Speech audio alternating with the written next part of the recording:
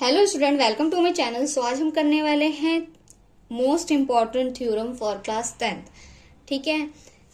Thales, देखो एक हमने इससे पहले कौन सी थ्योरम की थी? थेल्स थ्योरम की थी, है ना। थेल्स थ्योरम क्या होती है?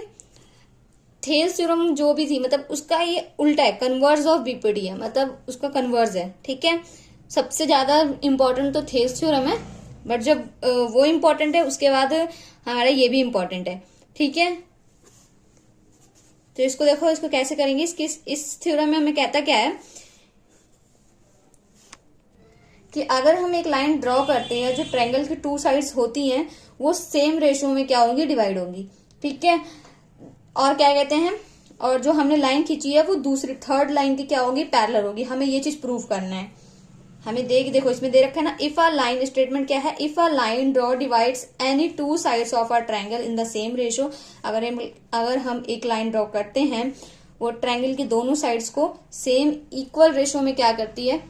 सेम रेशियो में डिवाइड करती है। ठीक है। तो हमें प्रूफ क्या करना है कि जो ये वाली साइड्स है, एक साइड जो क्या है वो थर्ड साइड, मतलब ये वाली साइड्स के मतलब डीई पैरेलल क्या क्या होनी चाहिए?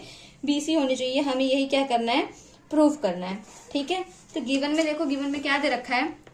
Triangle A B C. हमें ट्रायंगल दे रखा है गिवन कि ये क्या है? ए बी सी एक ट्रायंगल है। और हमें क्या दे रखा है? And A D D B जो रेशियो है वो किसके? Other side A E upon E सी।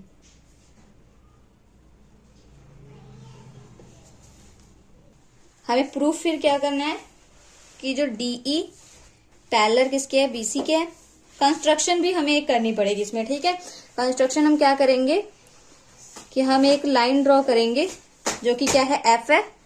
एक लाइन ड्रॉ करेंगे तो ये कंस्ट्रक्शन में हम क्या करेंगे कि जो डी एफ है जो, वो हम पैरेलल किसके ले रहे हैं कि वो क्या है? बीसी के पैरेलल है। ठीक है।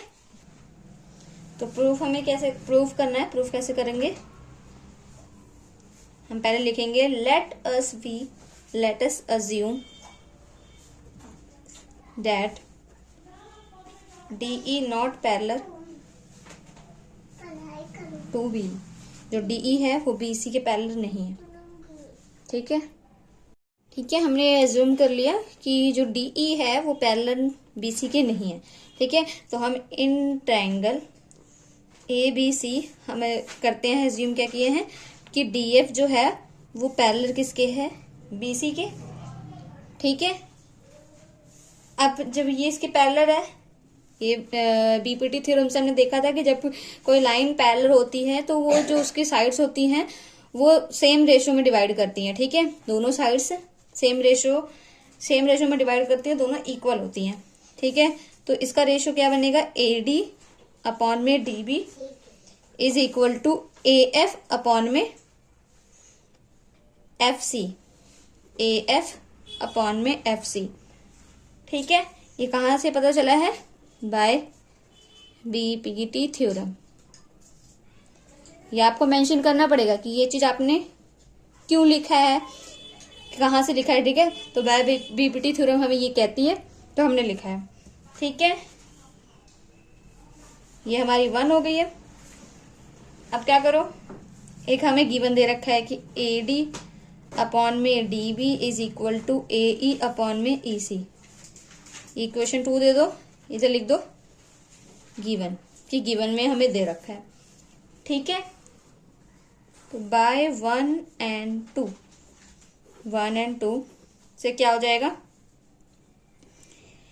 AD DB जब लेफ्ट हैंड साइड इक्वल तो राइट हैंड साइड अपने आप ही इक्वल हो जाएगा। AE upon FC is equal to AE upon में EC। ठीक है। ये इक्वल हो गया। अब हम क्या करेंगे? दोनों साइड 1 ऐड करेंगे। ये स्टेप आपको याद रखना पड़ेगा। ऐड 1 ऑन बोथ साइड ले दो। Add 1 on both side.